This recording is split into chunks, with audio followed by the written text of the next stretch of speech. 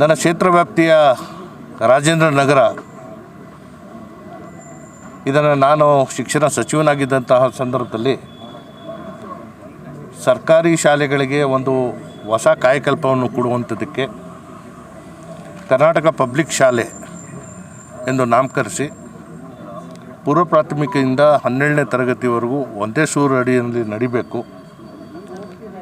ಸರ್ಕಾರಿ ಶಾಲೆಗೆ ಬರುವಂಥ ಮಕ್ಕಳಿಗೆ ಮುಂದುವರಿದಂತಹ ಮತ್ತು ನಿರಂತರವಾದಂಥ ಶಿಕ್ಷಣವನ್ನು ದೊರಕಬೇಕು ಅನ್ನೋದನ್ನು ಮಾಡಿ ಸುಮಾರು 256 ಶಾಲೆಗಳು ಇಡೀ ರಾಜ್ಯದಂತೆ ಮಾಡಿದ್ವಿ.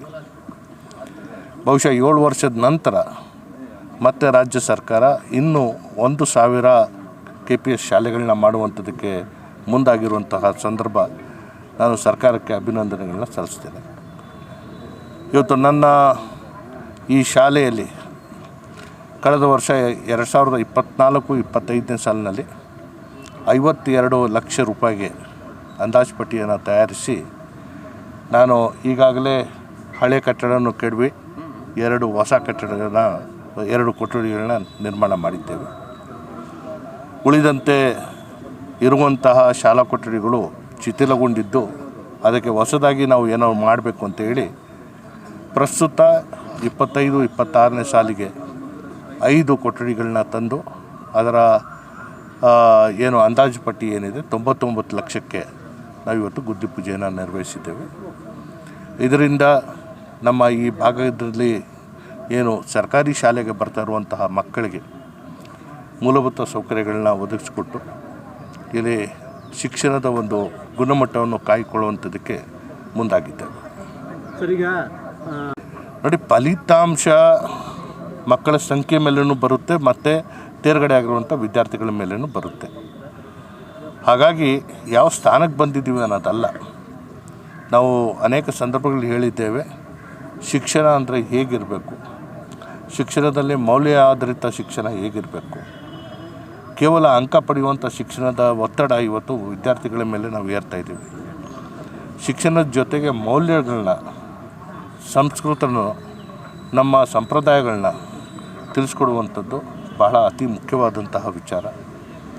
ಇದು ಶಿಕ್ಷಣ ವ್ಯವಸ್ಥೆಯಲ್ಲಿ ಶಿಕ್ಷಕ ವೃಂದದ ಮೇಲೆ ಒಂದು ಹೆಚ್ಚಿನ ಒತ್ತಡ ಇದೆ ಮತ್ತು ಅದರ ಜೊತೆಗೆ ಹೆಚ್ಚಿನ ಜವಾಬ್ದಾರಿ ಇದೆ. ವಿದ್ಯಾರ್ಥಿಗಳು ಶಾಲಾ ಆವರಣದಲ್ಲಿ ಏನು ಬೆಳಗಿಂದ ಸಂಜೆ ತನಕ ಸುಮಾರು 6ರಿಂದ 7 ಗಂಟೆ ಕಾಲ ಶಾಲಾ ಆವರಣದಲ್ಲಿದ್ದರೂ ಕೂಡ ಪೋಷಕರ ಮುಂದೆ ಅಷ್ಟು ಸಮಯ ಕೊಡೋಕ್ಕೆ ಸಾಧ್ಯ ಆಗಲ್ಲ. ಯಾಕಂದರೆ ಮಲಗುವಂಥದ್ದು, ತಿನ್ನೋದು, ಆಡೋದು ಇದೆಲ್ಲ ಇರುತ್ತೆ. ಹಾಗಾಗಿ ಒಂದೇ ಆವರಣದಲ್ಲಿ ಒಂದು ಶಿಕ್ಷಣ ವ್ಯವಸ್ಥೆ ಇದ್ದಾಗ ಶಿಕ್ಷಣ ಪಡೆಯುವಂತಹ ಸಂದರ್ಭದಲ್ಲಿ ಗುರುಗಳಿಗೆ ಗೌರವ ಕೊಡುವಂಥದ್ದು, ಸಮಾಜದ ಹಿರಿಯರಿಗೆ ಗೌರವ ಕೊಡುವಂಥದ್ದು, ಪರಸ್ಪರ ಚಿಕ್ಕವ್ರ ಜೊತೆಗೆ ಪ್ರೀತಿಯಿಂದ ಇರುವಂಥದ್ದು, ಇದೆಲ್ಲವೂ ನಾವು ಶಾಲಾ ಆವರಣದಿಂದಲೇ ಕಳಿಸ್ಕೊಡುವಂಥದ್ದು ಸಾಧ್ಯ ಆಗುತ್ತೆ. ನಿಜ, ನಾವೇನು 7ನೇ ಸ್ಥಾನದಲ್ಲಿದ್ವಿ, 15ನೇ ಸ್ಥಾನಕ್ಕೆ ಹೋಗಿದ್ದೇವೆ. ಆದರೆ 22ನೇ ಸ್ಥಾನದಲ್ಲಿ PUC ಇದ್ದಿದ್ದು ಅದು 12ನೇ ಸ್ಥಾನಕ್ಕೆ ಬಂದಿದೆ. ಸೊ ಇದು ಏರ್ಪೇರ್ ಆಗ್ತಾ ಇರ್ತದೆ. ಸಂಖ್ಯೆ ಮೇಲೆ ನಾನು ಹೋಗಲ್ಲ. ಇವತ್ತು ನಮ್ಮ ಸಾಧನೆ ಏನಾಗಿದೆ, ಆ ಸಾಧನೆ ಇತರೆ ಭಾಗಗಳಿಂದ ಕಲ್ಪನೆ ಆಗಿಲ್ಲ. ಇವತ್ತು ವಿಷಯ ಆಧಾರಿತವಾದಂತಹ ಪರೀಕ್ಷೆಗಳಲ್ಲಿ ತೇರ್ಗಡೆ ಆಗಿರುವಂಥ ಸಂಖ್ಯೆ ಹೆಚ್ಚಾಗಿದೆ. ಭಾಷೆಯಲ್ಲೇ ನಮ್ಮ ವಿದ್ಯಾರ್ಥಿಗಳು ಫೇಲ್ ಆಗ್ತಾಯಿದ್ದಾರೆ. ನಾವು ಅದನ್ನು ಗಮನಕ್ಕೆ ತಗೊಂಡು ಭಾಷೆಗೆ ಆದ್ಯತೆ